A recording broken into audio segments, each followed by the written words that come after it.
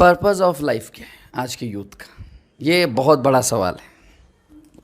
Purpose of life का जो मामला है, इसके लिए तो इंसान को सबसे पहले थोड़ा सा वक्त निकालना पड़ेगा खुद के लिए। जब लोग मेडिटेशन वगैरह की बात तो करते हैं, लेकिन पर्पस ऑफ लाइफ उनको मिलता नहीं है। कहीं भी पहाड़ पर चले जाओ, आप बैठ जाओ, मेडिटेशन से कुछ हासिल नहीं होता। उल्टा ये हो जाता है कि सारे ख्यालात एक ही बार में फ्लो होना शुरू हो जाते हैं। हो सकता है किसी के लिए हो, बट होता नहीं है।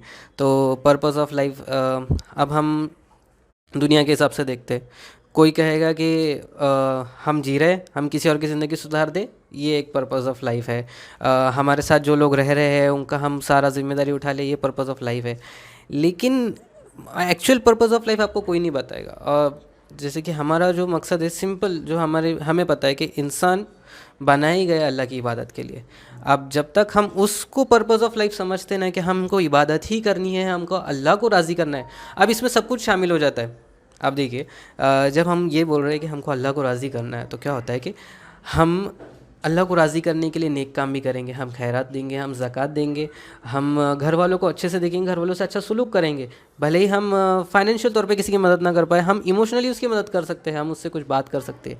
अब जो इंसान इस मकसद से हट जाता है, अल्लाह को राज़ी करने के मकसद से हट जाता है और बोलता है कि मेरा मकसद है, अब मकसद भी आप किसी का परमानेंट नहीं बोल सकते।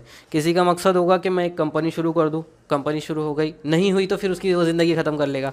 किसी का मकसद है मैं 3 BHK का घर ले लूँ, नहीं हुआ ख़त्म कर देगा।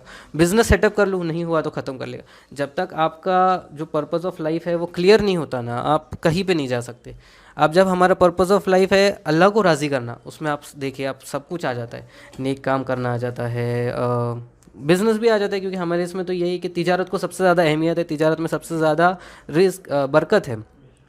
आपको घर वालों को संभालना भी उसी में आ जाएगा। इस्लाम ने इतना कुछ आपके लिए दिया है, ज़िम्मेदारी के तौर पे आपको बताया है कि ये आपकी ज़िम्मेदारी है। सबसे अच्छा सलूक करना आपकी ज़िम्मेदारी है, गरीबों को देखना आपकी ज़िम्मेदारी है। आपके पड़ोस में अगर कोई भूखा बैठा है तो आपको उसका भी खाना देखना है। अगर वो भूखा है और आप खा रहे हो तो फिर वो आपके लिए जायज़ नहीं है। ये तक है, इतने हद तक आपको इस्लाम बता रहा है कि ये करना है। और देखिए, आप अगर अल्लाह को राज़ी करना चाहते हैं ना, तो अल्लाह आपके लिए सारे रास्ते खोल देगा। और इसी में जैसे कि मैंने कहा, EMI जो है, लोग ज़रूरत के हिसाब से बोलते हैं कि नहीं ये हमारी ज़रूरत है, हमने इसको खरीदना ही चाहिए, मजबूरी में खरीद रहे, बोलते हैं कि महंगी गाड़ी भी ले रहे, मजबूरी में ही ले रहे।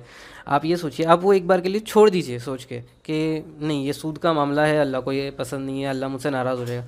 आप वो छोड़ दोगे, अल्लाह आपके लिए कोई और रास्ता खोल देगा, हलाल तरीके से आपको मिल जाएगा वही चीज़ वो।